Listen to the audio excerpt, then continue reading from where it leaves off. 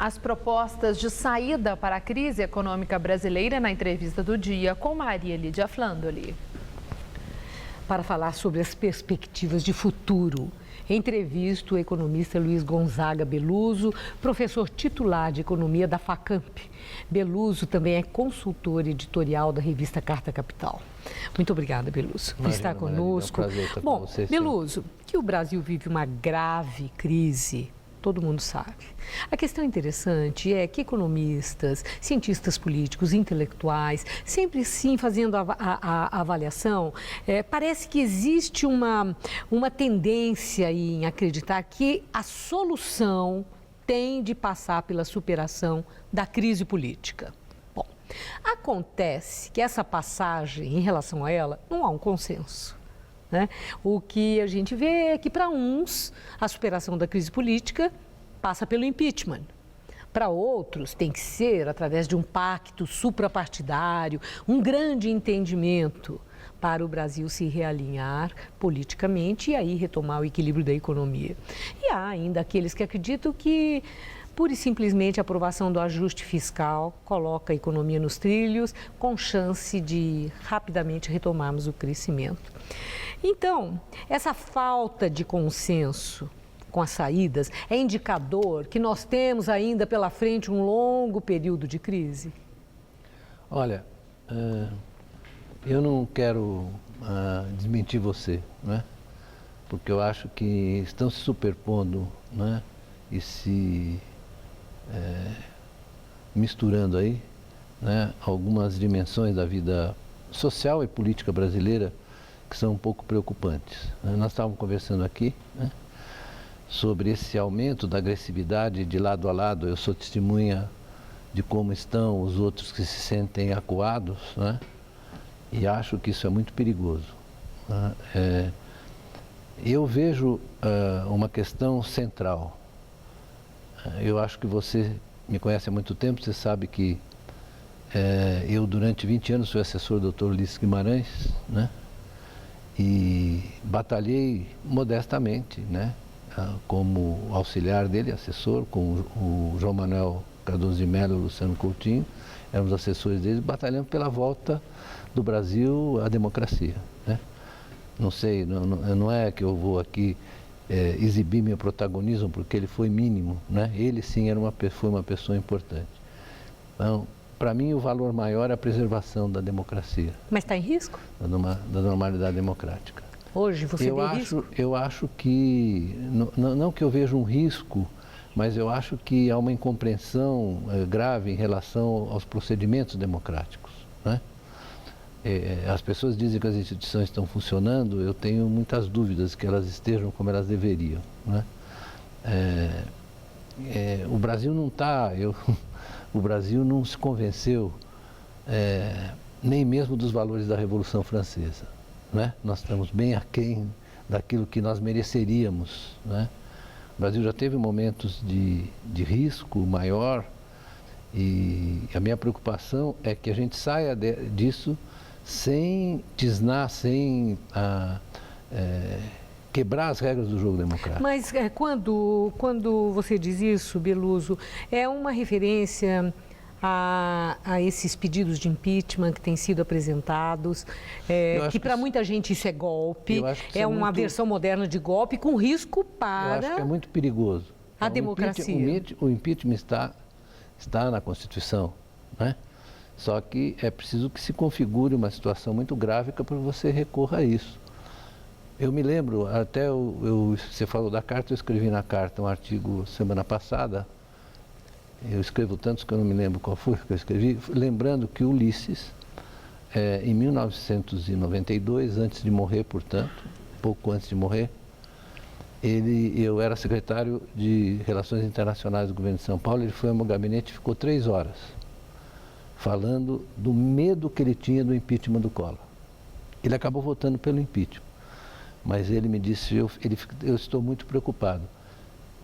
Há uma testemunha dessa conversa, é o jornalista Roberto Miller Filho, que você conhece bem, que era diretor da Gazeta Mercantil, e que estava na minha sala, e ele estava muito preocupado, porque ele sabia o quanto custou para nós voltar a democracia plena, etc. Né?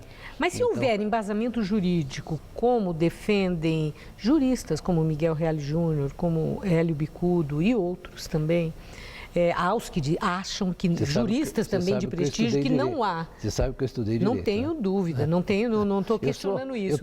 Mas se prevalecer um entendimento de que há fundamento jurídico e todo o processo acontecer conforme prevê a lei maior brasileira, a Constituição, esses contornos de golpe, no seu entender, subsistem? Você sabe que eu acho que é um risco muito grande para a democracia brasileira, porque o que vem depois, porque as pessoas não estão antecipando corretamente as consequências disso, do ponto de vista social e político. Eu estou lhe dizendo porque... É mais pelo temor das consequências. O temor das consequências, porque isso depois vira uma coisa incontrolável. Né? Porque suponha o seguinte, que haja um impeachment, quem vai assumir? Se você avança, continua na crise econômica que, pelo jeito, como há um imobilismo do governo e do parlamento, do executivo e do parlamento em relação a como encaminhar a crise, que as pessoas estão ficando desempregadas. Né? Os representantes sindicais deles começam a se mobilizar e estão vendo que fica uma situação desesperadora. Né? Veja o caso, por exemplo, da Petrobras e das empresas, do conjunto de empresas que estão ligadas ao setor de óleo e gás e à infraestrutura. Isso representa um peso enorme sobre os bancos brasileiros, porque eles estão carregando uma dívida enorme. Então, quem tem o mínimo de noção das coisas fica com medo de você ter, de repente, uma crise bancária.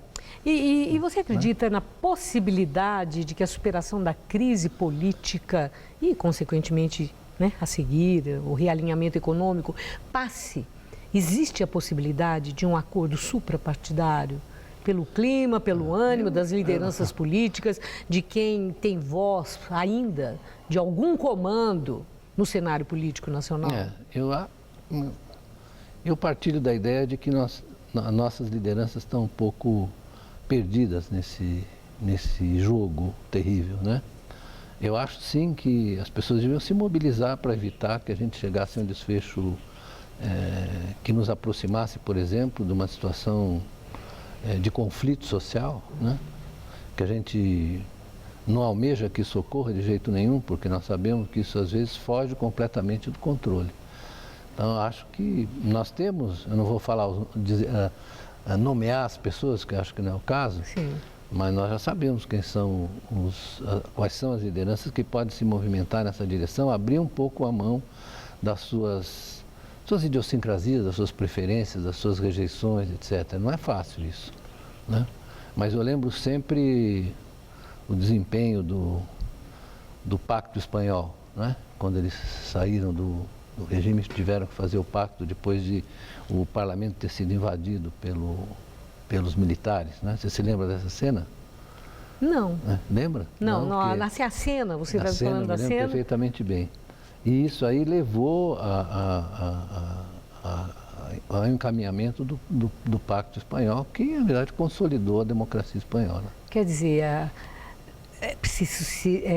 eu estou entendendo que só um ponto agudo nessa crise é que poderia sensibilizar essas lideranças para uma atitude de generosidade, de abertura de mente e de interesses pessoais e partidários para a superação da crise política. É isso? Eu agora me lembro do fim da República de Weimar, né? Em que o Partido Católico que estava no poder, os social-democratas e até mesmo os comunistas, né, destroçaram na prática a Constituição de Weimar e o resultado, eu não preciso dizer o que foi. Weimar na Alemanha, o resultado foi que o nazismo foi ao poder pela eleição, com 43% de desemprego. Beluso, fica muito clara a sua apreensão. Obrigada pelos subsídios para a nossa reflexão. Uma boa noite, muito obrigada. Obrigado a vocês pela oportunidade. Obrigada. Gamberini.